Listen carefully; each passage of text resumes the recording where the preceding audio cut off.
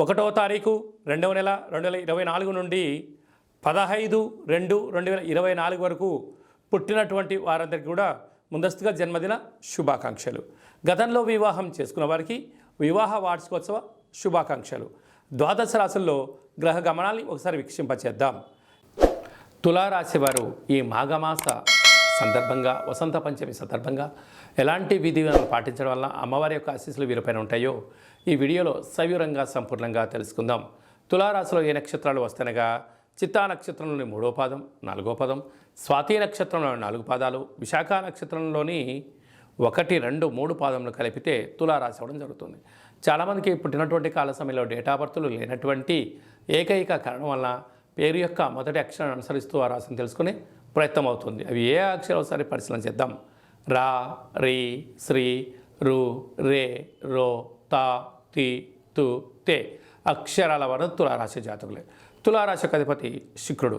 వీరికి తృతీయంలో కుజశుక్ర సంచార స్థితి ఉండడం వలన అన్నదమ్ములతో, అక్కాచెల్లెలతో, బంధువులతో, మిత్రులతో, సన్నిహితులతో మానవ సంబంధాలు కానీ చూడండి. దయచేసి ఆర్థిక సంబంధాలుగా ఏర్పాటు చేసినట్లయితే కొన్ని కాలానుకూలంగా వీరే మీ శత్రువులు అవ్వడానికి చాలా పరిస్థితి అధికంగా ఉంటుంది. అర్ధాస్తమ బుధాదిత్య రాజయోగము కనుక మీ జన్మ నక్షత్రం రోజున ఆదివారము, మంగళవారము, శనివారము కొన్ని నూతనమైన పనులు ప్రారంభించకపోవడం ఉత్తమోత్తం.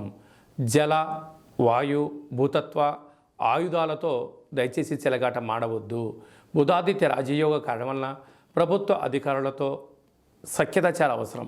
లేకపోతే పోలీస్ గొడవలు, కోర్టు సమస్యలు, వాహన ప్రమాదాలు పొంచి ఉన్నాయి. తస్మాత్ జాగ్రత్త. సంతాన స్థానంలో శని సంచార స్థితి ఉండడం వలన తల్లిదండ్రులు, పిల్లలు, అభివృద్ధి, కెరియర్ అద్భుతమైన విజయానికి కేంద్ర బిందువులు అవుతారు. 6వ స్థానంలో రాహు సంచార స్థితి ఉండడం వలన దయచేసి అప్పులు ఇవ్వద్దు, అప్పులు తెచ్చుకోవద్దు. 7వ స్థానంలో దేవగురు బృహస్పతి సంచారించడం వలన వివాహ ప్రయత్నాలు కలిసి రావడం, విదేశాలకి వెళ్ళాలనే యోగం కలగడం, చదువులు, వ్యాపార సంస్థల్లో అద్భుతమైనటువంటి పరిస్థితి మీ సొంతం కాబోతుంది. వ్యయంలో కేతు సంచార స్థితి ఉండడం వలన చిన్న చిన్న విషయాలకు ఆందోళన, వాహన ప్రమాదాలు, అనైతికతము, గొడవలు, అనేక రకాల ఇబ్బందులు పొంచి ఉన్నాయి. తస్మాత్ జాగ్రత్త. అలాగే సాఫ్ట్వేర్ రంగం వారు, హార్డ్వేర్ రంగం వారు, వ్యవసాయ సోదరిమణులు, గృహ భవన నిర్మాణ కార్యక్రమం చేసేంత వారికి స్వల్పమైన ఆటంకాలు ఉండను. ధర్మ మార్గంగా ఉండడం వలన ఆ ధర్మమే మిమ్మల్ని కాపాడుతుందని చెప్పి గమనించాలి.